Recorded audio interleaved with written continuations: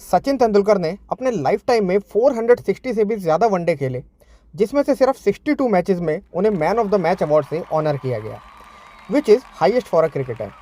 So this can happen to your asset class too. हो सकता है कि आपकी इन्वेस्टमेंट्स हर महीने या फिर हर साल कंपटीशन से बेहतर परफॉर्म ना करें, but it should perform more often over a longer period of time. Internet या फिर यूट्यूब पर जनरली आपको वही फंड्स रिकमेंड किए जाते हैं जिनकी परफॉर्मेंस रिसेंटली सबसे बेहतर रही हो। Unfortunately, this could be a horrible way of selecting mutual funds. And even Securities and Exchange Board of India भी ये वार्निंग देता है कि past returns doesn't guarantee future performance. ET Money की इस रिसर्च को देखें, जिसमें साल 2010 से 2020 तक large cap, multi cap, mid cap, small cap and ELSS category के फंड्स को अपनी परफॉर्मेंस के बेसिस पर रैंक किया गया है। तो इनमें large and mid cap category के ये दो फंड्स सबसे ज़्यादा कंसिस्टेंट रहे हैं और इन दोनों ही फंड्स ने सबसे ज़्यादा बार टॉप 10 रैंक फंड्स में अपनी जगह बनाई है। Large and mid cap funds की कैटेगरी इंडिया की टॉप 250 लिस्टेड कंपनीज के स्टॉक्स में इन्वेस्ट करती है based on market capitalization. And हमारा पहला फंड भी इसी कैटेगरी से आता है, that is Mirae Asset emerging blue chip fund. And one more fund which looks attractive in this category is Kotak equity opportunities fund. Mirae Asset emerging blue chip fund को manage कर रहे हैं mister Nilesh Surana and mister Ankit Jain. Mister Surana इसके अलावा मिराय asset tax saver fund जैसे successful funds को भी manage करते हैं। इस फंड के पास लगभग 24,000 करोड़ का AUM है और इसने सिंस लॉन्च अपने इन्वेस्टर्स को 22% के रिटर्न्स दिए हैं। एंड ये फंड आपसे 0.69% की एक्सपेंस रेशो चार्ज करता है।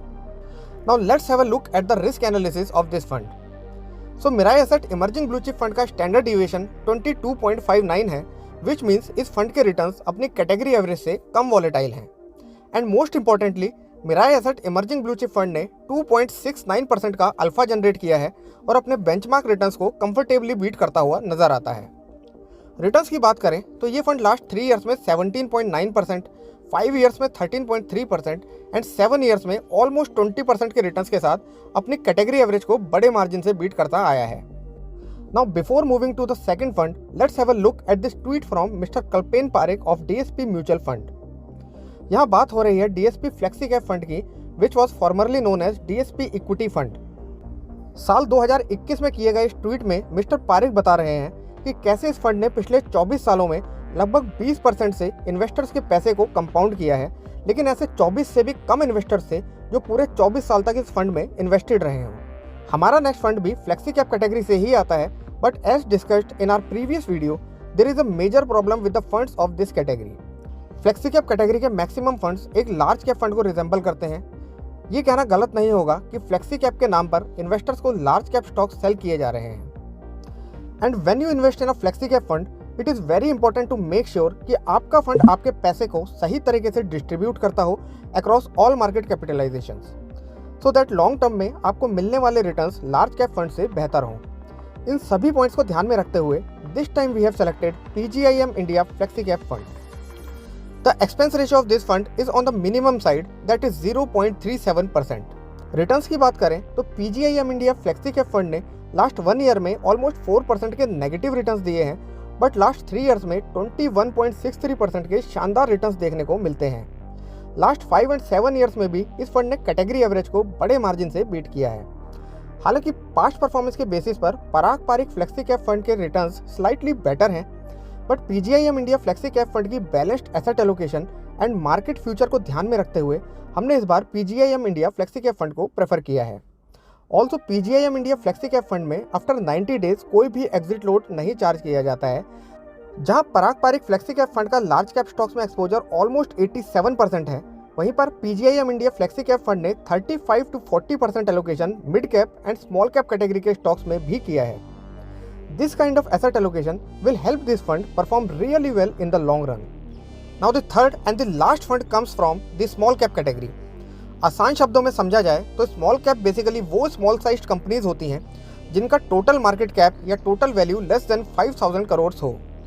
जब कभी भी इकोनॉमी में स्लो डाउन या रिसेशन आता है तो उसका सबसे ज़्यादा इम्पैक्ट इन्हीं कंपनी में देखने को मिलता है। But as per historical data, small cap category के म्यूचुअल फंड्स लॉन्ग टर्म में सबसे ज़्यादा रिटर्न्स डिलीवर करते आए हैं। इस कैटेगरी से हमने पिक किया है एक्सिस स्मॉल कैप फंड को, which is a 5 star rated fund. Axis small cap fund अपनी परफॉर्मेंस में काफ़ी कंसिस्टेंट रहा है। इस फंड के पास टोटल 11,390 करोड़ का AUM है एंड सिंस लॉन्च ये अपने इन्वेस्टर्स को 23.62% के रिटर्न्स दे चुका है। इस फंड के डायरेक्ट प्लान में 0.51% का एक्सपेंस रेशियो है। रिटर्न्स का डिटेल्ड एनालिसिस देखें तो इस फंड ने लास्ट 1 ईयर में 4.2%, 3 ईयर्स में 23.9%, 5 ईयर्स में 18.3% एंड लास्ट 7 ईयर्स में 20% के रिटर्न्स दिए हैं। अपनी परफॉर्मेंस में कंसिस्टेंट होने के साथ साथ इस फंड के रिटर्न्स अपनी कैटेगरी के बाकी फंड से कम वॉलेटाइल हैं। Now let's move on to the most important part of this video.